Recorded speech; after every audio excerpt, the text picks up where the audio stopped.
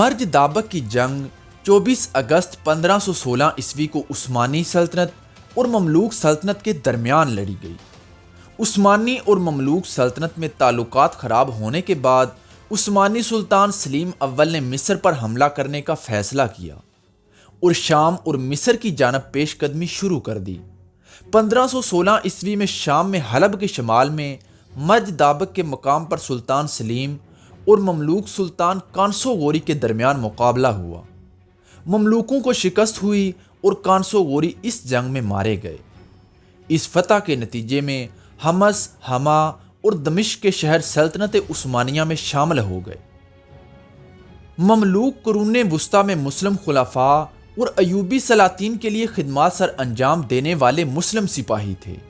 وقت کے ساتھ ساتھ وہ زبردست عسکری قوت بن گئے اور ایک سے زیادہ مرتبہ حکومت بھی حاصل کر لی۔ ان مملوک حکومتوں میں سب سے طاقتور ترین مصر میں قائم کردہ مملوک سلطنت تھی۔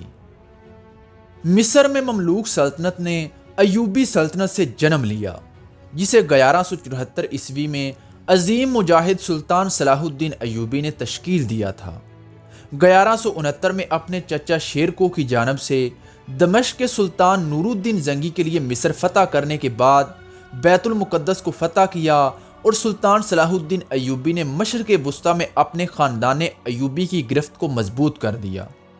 لیکن سلطان صلاح الدین ایوبی کے انتقال کے بعد ان کے بیٹوں کے درمیان سلطنت کی تقسیم کا تنازع کھڑا ہو گیا اور وہ مملوک فوجوں کے آمنے سامنے آ گئے۔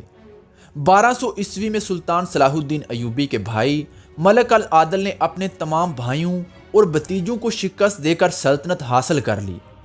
ہر فتح کے ساتھ ملک العادل شکست خوردہ مملوکوں کو اپنی فوج میں شامل کرتے گئے اور ایوبی حکومت مملوکوں کی طاقت کے گھیرے میں آ گئی، جس نے جلد ہی سلطنت کے سیاسی معاملات میں دخل اندازی شروع کر دی۔ 1250 عیسوی میں فرانس کے لوئی نہم کی زیر قیادت 7ویں صلیبی جنگ میں فرانسی لشکر مصر پر حملہ آور ہوا اور دمیاط پر قبضہ کر لیا۔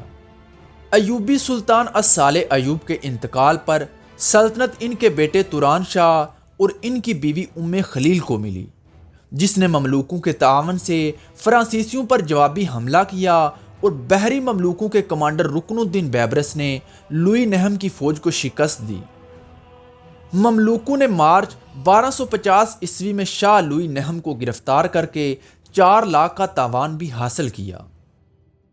ایک مرد رہنما کے لیے بڑھتے ہوئے سیاسی دباؤ کے باعث ام خلیل نے مملوک کمانڈر ایبک سے شادی کر لی۔ بعد ازاں ایبک قتل ہوئے اور زمام اقتدار ان کے نائب سیف الدین قطز نے حاصل کر لی۔ انہوں نے مملوکوں کی پہلی بحری مملوک سلطنت کی باقاعدہ بنیاد رکھی۔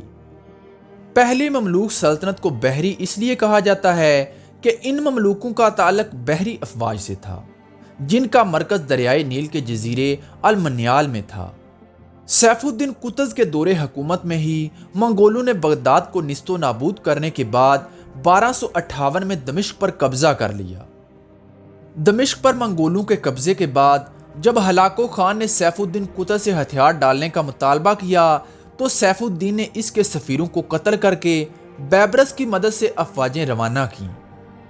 مونکے خان کی ہلاکت کے بعد ہلاکو خان فلسطین کی جانب بڑھتی ہوئی منگول افواج کی قیادت اپنے نائب قطبوغا کو دے کر وطن واپس روانہ ہو گیا۔ بعد ازاں مملوکوں اور منگولوں کی افواج کے درمیان فلسطین میں عین الجالوت کے مقام پر تاریخی مقابلہ ہوا۔ اس معرکے میں مملوکوں کو تاریخ کی فیصلہ کن فتح حاصل ہوئی۔ اس فتح کی بدولت مصر اور فلسطین منگولوں کے بڑھتے ہوئے طوفان سے بچ گئے۔ جنگ عین الجالوت کو تاریخ کی فیصلہ کن ترین جنگوں میں شمار کیا جاتا ہے۔ یہ شاندار کارنامہ سر انجام دینے کے بعد رکن الدین بیبرس مملوکوں کے نئے سلطان بنے۔ مملوکوں نے 1260 عیسوی میں حمص میں دوسری مرتبہ منگولوں کو شکست دی اور مغرب کی طرف ان کے بڑھتے ہوئے قدموں کو ہمیشہ کے لیے روک دیا۔ اس دوران مملوکوں نے شام پر اپنی گرفت مضبوط کی اور جنگی قلعے قائم کرنے کے علاوہ ڈاک کا نظام بھی قائم کیا۔ بیبرس کی افواج نے سرزمین فلسطین پر قائم آخری صلیبی ریاست انطاکیہ کو فتح کر کے فلسطین سے عیسائیوں کا ہمیشہ کے لیے خاتمہ کر دیا۔ 1382 عیسوی میں اقتدار برجی مملوکوں نے حاصل کر لیا۔ برجی مملوک قاہرہ میں قلعوں کے برجوں پر تعیناتی کے باعث برجی مملوک کہلاتے تھے، جن کی اکثریت چرکاسیوں پر مبنی تھی۔ سلطنت عثمانیہ کے پہلے سلطان عثمان غازی تھے، جنہوں نے 1299 عیسوی میں سلطنت عثمانیہ کی بنیاد رکھی۔ عثمان غازی اور ان کے بیٹے اورحان غازی نے فتوحات کا سلسلہ شروع کیا اور دیکھتے ہی دیکھتے سلطنت کو شمال سے مغرب تک پھیلا دیا اور 1326 عیسوی میں بورسا پر قبضہ کر لیا، اور پھر بورسا سلطنت عثمانیہ کا دارالحکومت بن گیا۔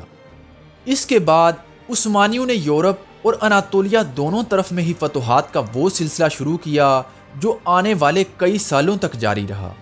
1399 عیسوی میں عثمانیوں نے یونان کے کئی شہروں پر قبضہ کر لیا۔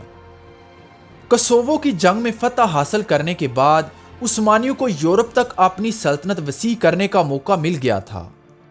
عثمانیوں کی ان فتوحات کو دیکھتے ہوئے ہنگری، فرانس، جرمنی نے اتحاد کر کے عثمانیوں کا راستہ روکنے کی کوشش کی، لیکن ان تمام ممالک کی متحدہ افواجوں کو بھی عثمانیوں کے ہاتھوں شکست کا سامنا کرنا پڑا۔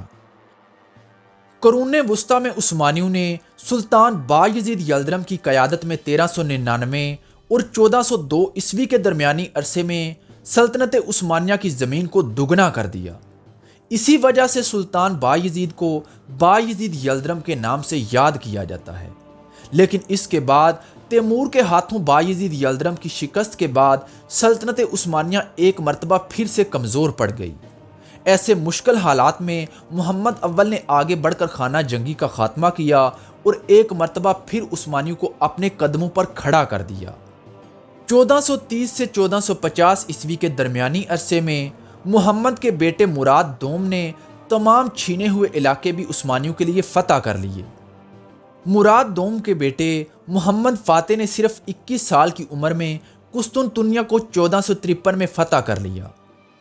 قسطنطنیہ کی فتح نے سلطنت عثمانیہ کی عظیم سلطنت کو اوج ثریا پر پہنچا دیا۔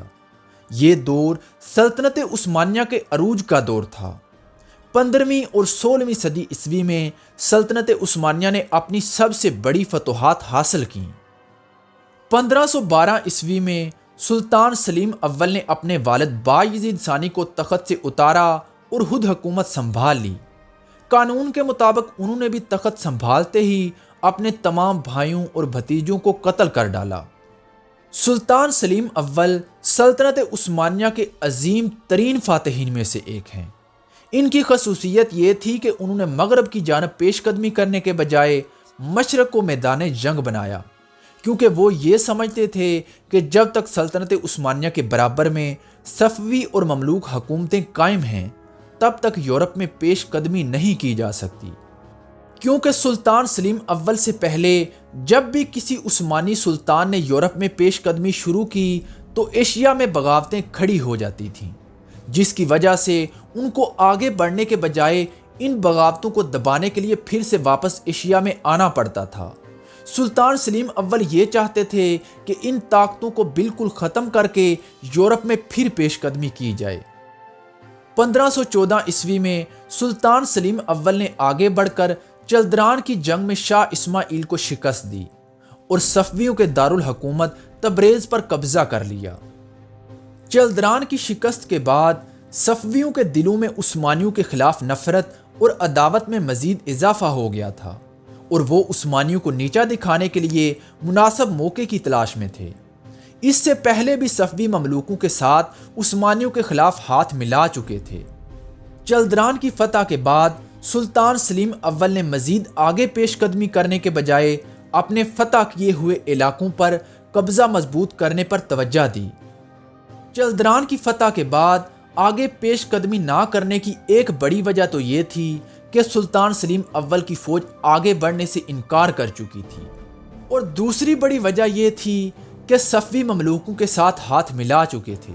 اگر سلطان سلیم مزید آگے بڑھتے تو ان کو خطرہ تھا کہ پیچھے سے مملوک ان کے علاقوں پر حملہ کر سکتے ہیں، جس کی وجہ سے سلطان سلیم اول نے آگے بڑھنے کے بجائے پیچھے پلٹنے کو ہی ترجیح دی۔